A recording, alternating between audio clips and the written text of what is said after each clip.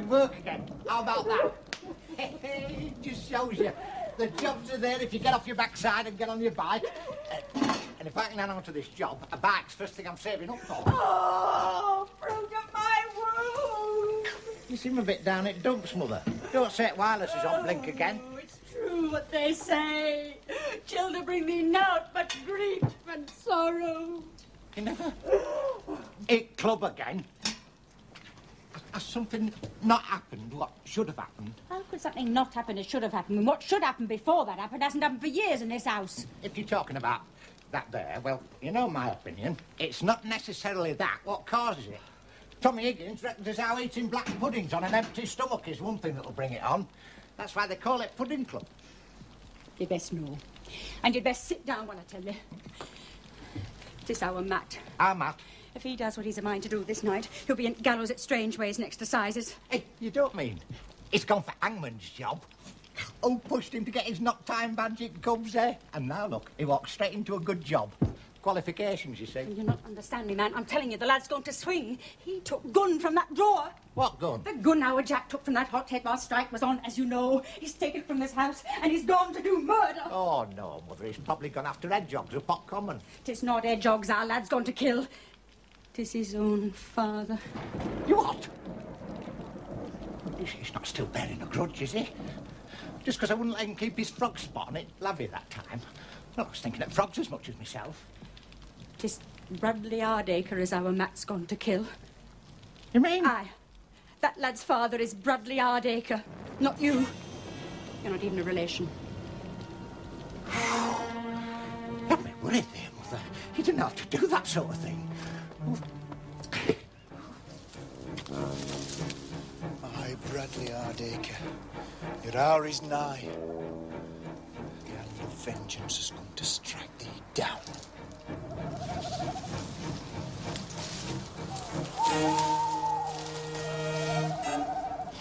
Sodding bluebirds.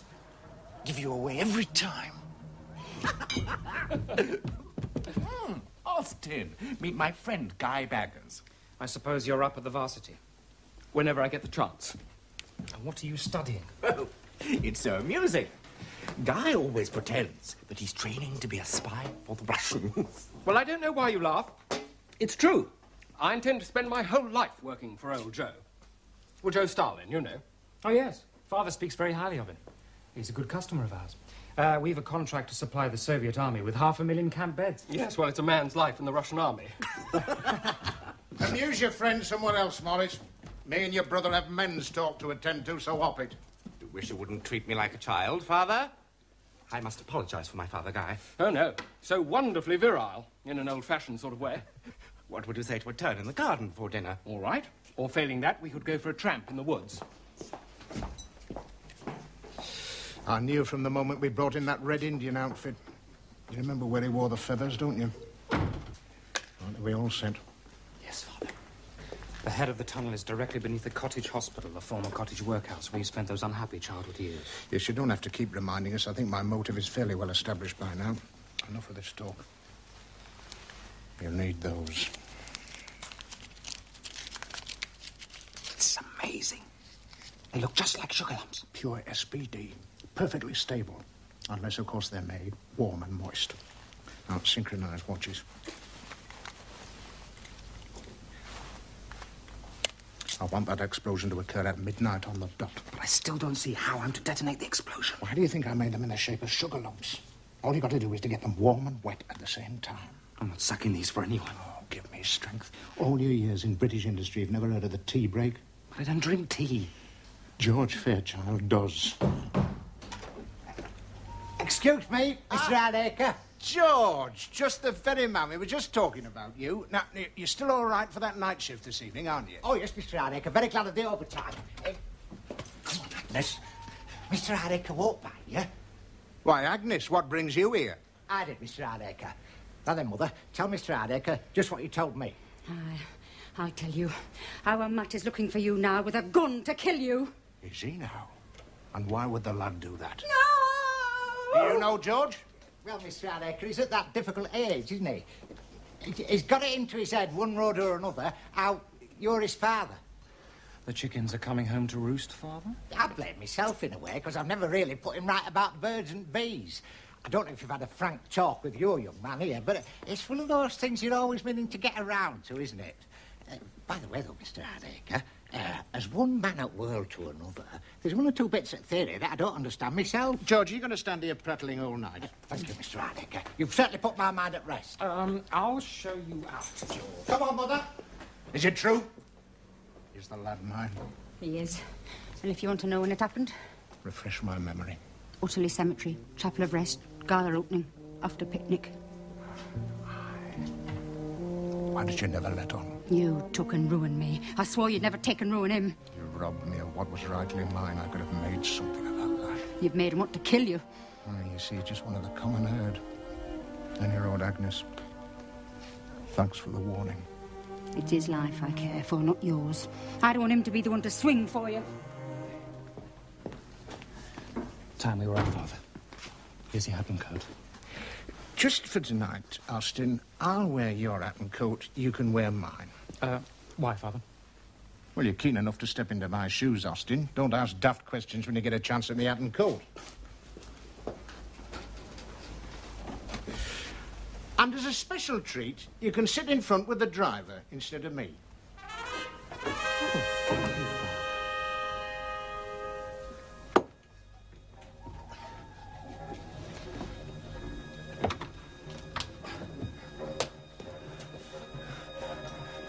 Bradley Hardacre, if you've got prayers to say them now. Oh, sorry, missus. I'm looking for Bradley Hardacre. Then you're looking in the wrong place. He's never in bed as early as this, at least not in his own home. Oh, I'll be off then. I'm sorry, missus. I'm not Mrs. I'm Lady Patience Hardacre. Ah, so you're his wife. Then this must be his bedroom. Oh, the simple naivete of the slum dweller. Is that a gun in your hand? Oh, yes, I was going to shoot him. I am going to shoot him. Who's trying to stop you? I just want to know why you're jumping the queue. Don't you try and talk me out of it. What are you doing with my wheelchair? Hoping to use it for your getaway? I'm sorry, but I have to make sure you cannot follow me or raise the alarm. You silly boy. Come back here and let's talk about this. No. I intend to search this house till I flush him out and shoot him down like the dog he is. You're too young and beautiful to waste your life like this. Do you know what they'll do to you? I don't care what anybody does to me. That's the most promising thing you've said tonight. Now come away from that door. He's had it coming. All these years he's been a tyrant round here. Well, now he's going to get it. He gets more than his share already. This time someone else is going to get it. What the...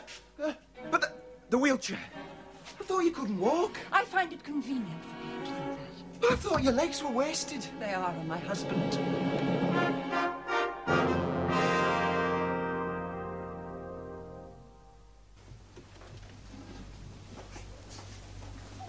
Here, drink this. What is it? Medicine. It'll make you feel more cheerful. I must tell you, Lady Patience, my resolve is unshaken. I still mean to kill your husband. How do I know you're not just saying that to make me like you? Eh? Oh, you wild, impulsive, beautiful creature. I begin to appreciate what Charlotte sees in you. Now, that's the old trouble. Because it can never be fulfilled between me and Charlotte. You're not here under false pretenses, I hope. Oh, Charlotte, Charlotte. You see, Lady Patience, Bradley Hardacre has made sure I can never consummate... Oh, my God, how frightful. You're not the first it's happened to. There was a young fellow from Buckingham who came once to woo Charlotte, but Bradley had him sent away with his tail between his legs and not much else. Yes. And there's a wound in my heart that can never be healed. Your heart, you say? Yes. But apart from that, physically, you're all right, are you? You see, Lady Patience, and perhaps this will help you to understand and forgive when I shoot your husband, but your daughter Charlotte is my sister. Now, do not get confused. This does not mean that you're my mother. Oh, I'm so terribly glad to hear that. It would quite have upset my plans for you. You're not shocked? Shocked? There are enough of my husband's bastards here about to start a football team. In fact, there was some talk of applying to what I believe is called the Northern Premier League. Hey, you don't know if they're looking for a good inside left. No, I've finished with football. It's all right for the rest of them. It's only me what's promised to my own sister. Oh, it must be very distressing for you. But you'll soon be getting to know other interesting ladies. There could never be anyone else like Charlotte. Where would I find anyone with her looks and breeding, her Warm heart and high position. Oh, you haven't started looking. An enlightened society, Morris, would put the very highest value on people of our sort. They'd hand us the reins of power and say, get on with it. Ride us, whip us, thrash us, do as you please, but for God's sake, take control. Yes. Yes, you're right. Yes. But do they? Oh, this decadent dung heap we call the British Empire hasn't the wit to see that we're its finest flower. And simply aching to be picked. The power is in the hands of people like your father, which is why the revolution must come. Can I clear away now, sir? Because it's gone 10 o'clock and we've diphtheria at home. Get out, you unspeakable creature! Get out and wait till you're called for! And that's another thing. The capitalist class in this country is unforgivably beastly to servants and working people. Yes, I know, but it's so enjoyable. Morris, you don't think that I enjoyed speaking to the girl like that, do you?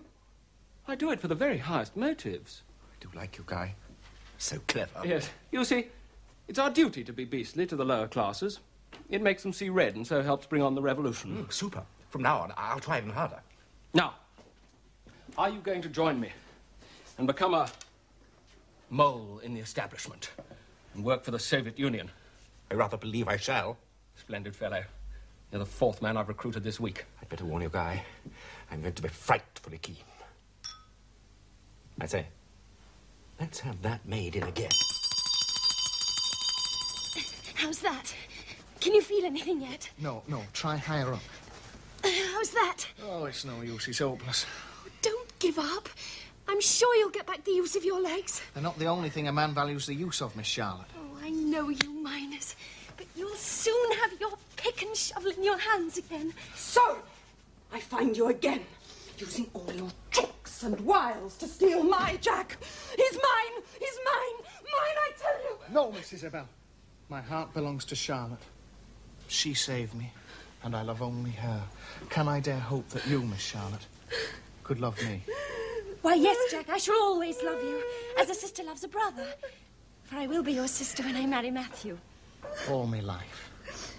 All me life. Whatever I've done, our Matt's been under my feet, even when he were a baby. I wish now I hadn't rescued him that time the cat sat on him.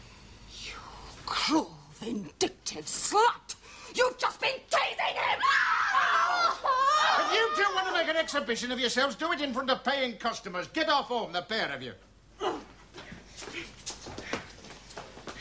So, Jack Fairchild, the lad who'll not doff his cap to his betters. I'll doff me cap to thee one day, Bradley Hardacre, and that'll be the day I call thee father. Father? But you and all, there's an epidemic of this today. You might as well know I mean to lead your daughter to the altar. Then I'm gonna call thee father. Oh, now I'm with you. So that's your ambition, is it? You want to be Bradley Hardacre's son-in-law? You needn't think I'm trying to jump on gravy train by way of lass's bridal train. I can make something of myself in this world under my own steam. Careful you don't go off the rails, lad. Don't get ideas above your station. When I were buried down your pit, I were as low as a man could be, and I set my sights on getting up to the surface. And now I'm here. My sights are set higher still.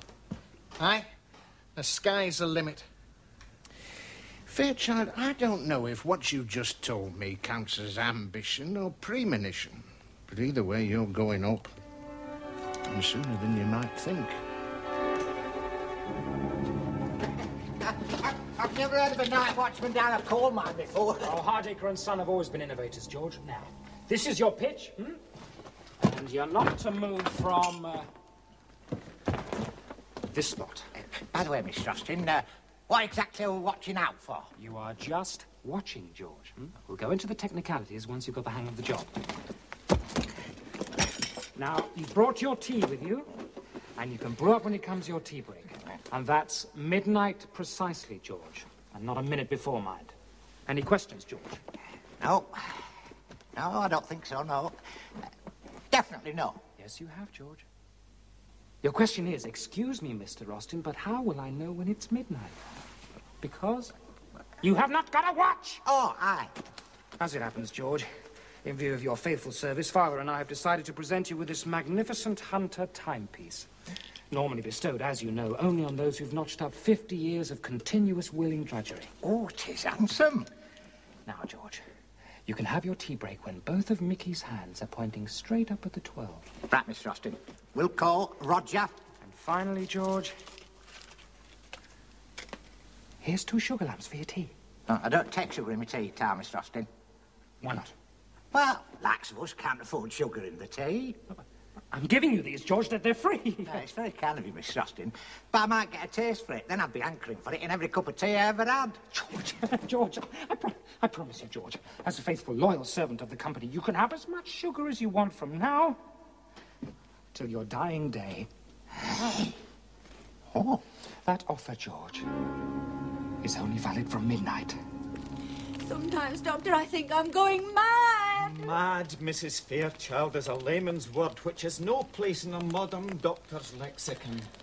Now, go on with your story, especially the dirty bits. Well, when I was 6 years old... No. You can skip that. Move on as fast as you like to say the onset of puberty. Well, since that time, I have been passion slave. In thrall, body and soul, mainly body, to a man I hate. You hate him, you say? Aye, but he only has to touch me, and I am aflame with incandescent desire. You amaze me. Having examined George once or twice, I'm surprised he bothers you at all. George? I'm not talking about George, Doctor. And that is my shame. And how often do you think you see this man? When he wants to take me, he just comes and takes me. It can happen any time, night or day. I don't suppose he has a name? That I will not tell you. But I will tell you this. I have a son by him. How exactly does he touch you? And my son has learned the truth. I mean, what is it he does to you? You needn't be abashed. His brain's turned. He wants to kill his own father. You can tell me. I'm a doctor, you know. Don't you understand, Doctor? My son wants to kill his own father. Oh, yes. Another Oedipus complex, but the practices you indulge in with this man.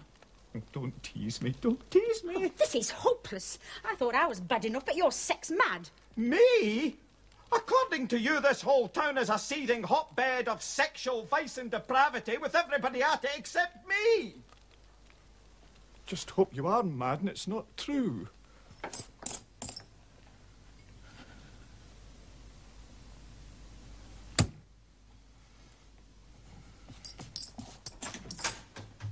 Is everything set? Yes, Father. George Fairchild is in position directly beneath the cottage hospital. The balloon and pretty well everything else goes up at midnight. For the first time, Austin, I can say well done. And not for the first time, Father, I can say fine words are not enough. I want my inheritance. And for this night's work, I want it now. Now. If you had it now, what would you do with it? I'd diversify into leisure activities. I happen to have an opportunity to buy my own football club. Players, ground, everything. Lock, stock and barrel. Yes. Accrington Stanley. And for a mere $500,000.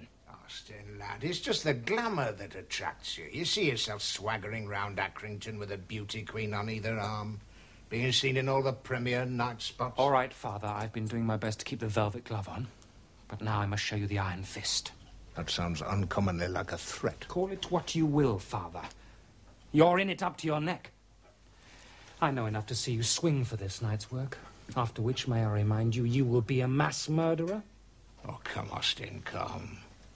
George Fairchild and their Jack, you can't hardly call that mass murder. I mean, George has been dead from the neck up for years, and that lad's half dead from the waist down. By my reckoning, that adds up at best to a man and a quarter. You're wriggling on the hook, Father. If I go to the police... Yes, Austin, you know... if you go to the police.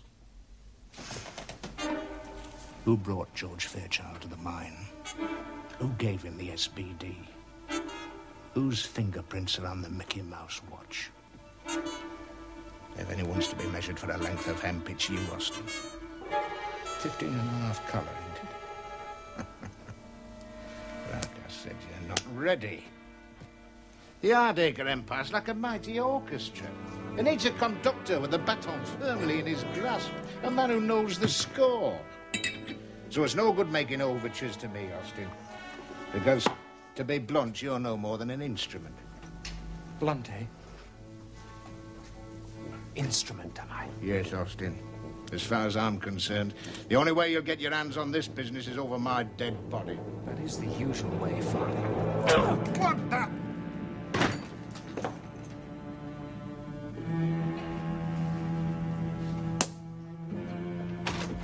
Hellman! My father's had a slight accident. He was, how shall I say, suddenly overcome. Bring the car round and take him to the cottage hospital.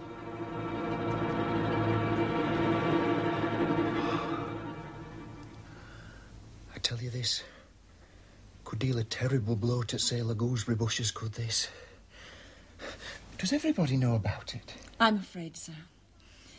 In an ideal world, it would be restricted to the upper classes. I think it is round here, because we were never told about it at school. So, life is worth living after all, is it, young man? Oh, there's so much for you to learn. Oh, but your honeyed kisses and melting lips, the downy softness of your embrace, these things have robbed me of the fierce resolve that burned within my heart when first I clambered through your window. But that's a good thing, Matt. No, because my anger was all I had left. You see, Charlotte was all in all to me, and now our love can never be. Hadn't it be best all round if I blew my brains out? So, you think you can never be happy again? I know I can't. But I know better. Matt, I'm about to tell you something you must never divulge to a living soul. Charlotte is not your sister. Ah, now that tells me, Lady Patience, there's still one thing you have not grasped. You see, Bradley Hardacre is my dad as well as hers. Bradley may be your dad, but he is certainly not Charlotte's father. No, you see, forgetting about the black bags and the gooseberry bushes Listen, for a minute. Sunshine, I'm telling you, and I ought to know. But what does that make me to Charlotte? Am I her uncle now? Oh, I can see I shall have to draw diagrams for you. Take my word for it. There is no impediment to your union. Aren't you overjoyed to hear this news? Well, I would have been. Only I'm damaged goods now. Charlotte won't want me. Charlotte need never know. Aye, that's true. Hello, Mummy. I saw your light on. Why, Matthew! What are you doing in Mummy's bed? Well, if you're right, Mickey, it's only 2 minutes to a tea break. Hey, it's funny. You're having the thought there would be sugar lumps. Sugar in my tea. This will be an entirely new experience for me, will this? Proper mind-blowing. Aye. Good. He's coming round. What happened? Dinna fret, Mr. Hardacre, you're in safe hands. You had a wee accident, but your son lost no time in sending you to me. Oh, good. A nurse, take Mr. Hardacre's trousers and bring him a pair of pyjamas at your own discretion. Do you mind? Some of us are trying to sleep in this cottage hospital. Oh, thank you. I was just about to say, where am I?